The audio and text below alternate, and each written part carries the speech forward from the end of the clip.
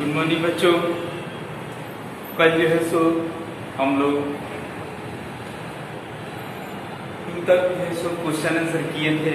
आज इस वीडियो में हम लोग 3 का क्वेश्चन आंसर करेंगे और जानेंगे। देखिए जो सो 3 नंबर क्वेश्चन दिया है, कोयला किस प्रकार बनता है। ठीक है, तो कोयला किस प्रकार बनता है इसके बारे में विस्तार पूर्वक बता चुके हैं। ठीक है, इसमें इसका आंसर लिखना है। ठीक है, तो आंसर इसमें लिखिएगा, लाखों वर्ष पहले।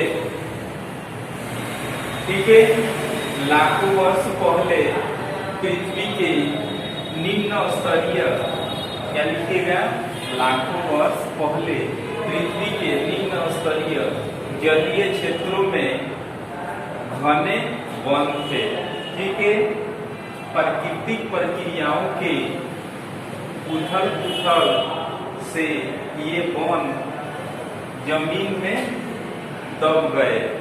ठीक है, और दबने के बाद उन पर दाब एवं ताप बढ़ते गए।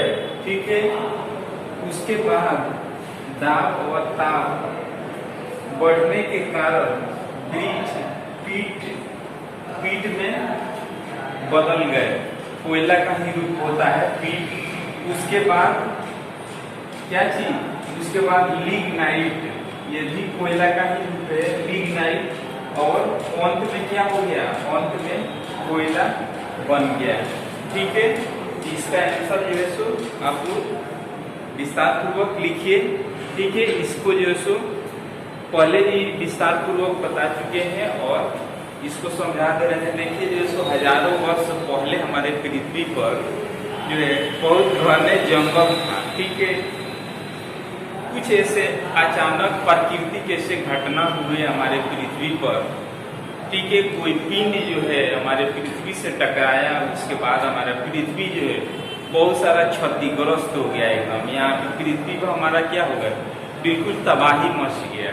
ठीक है, जो है सो इतना न पृथ्वी का तबाही हुआ कि जैसे जो है परमाणु बम, हाइड्रोजन बम आप लोग देखे होंगे कि परमाणु बम गिराया जाता है तो कितना जो है सो भयानक ज्वाला उत्पन्न होता है।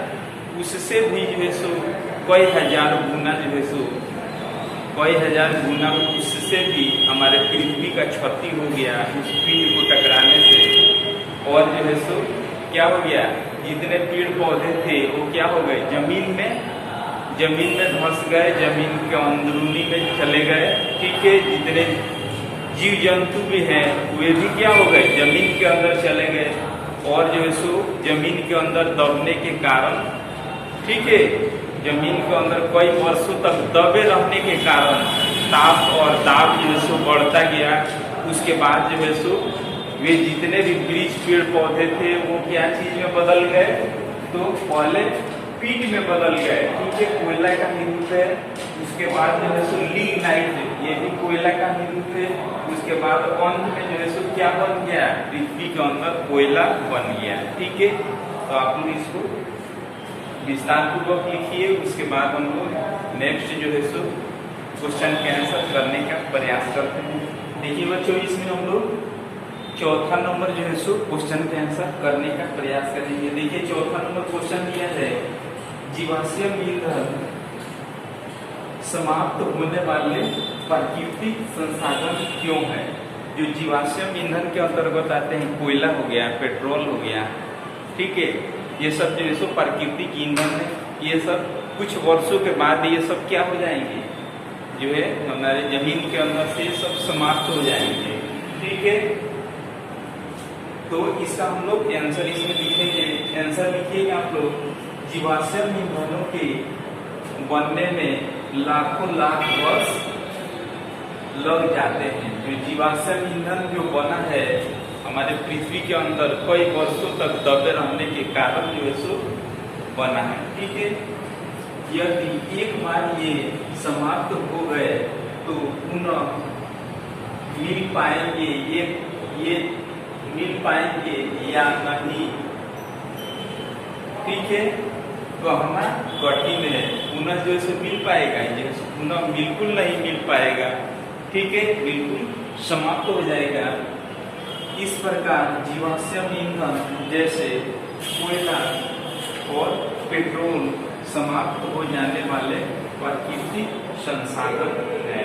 ठीक है, तो कुछ वर्षों के बाद ये सब क्या हो जाएंगे, ये जो कोयले पेट्रोल जो ईंधन है ये क्या हो जाएंगे, समाप्त हो जाएंगे। ठीक है, उसके बाद जो है सो क्या चीज से प्राप्ति होगा जी, ईंधन का जो है सो सूर्य के प्रकाश से जो है सो क्या किया जाएगा, ईंधन की प्राप्ति किया जाएगा। उसी से जो है सो क्या किया जाएगा, उसी का जो है प्रयोग करके अनेक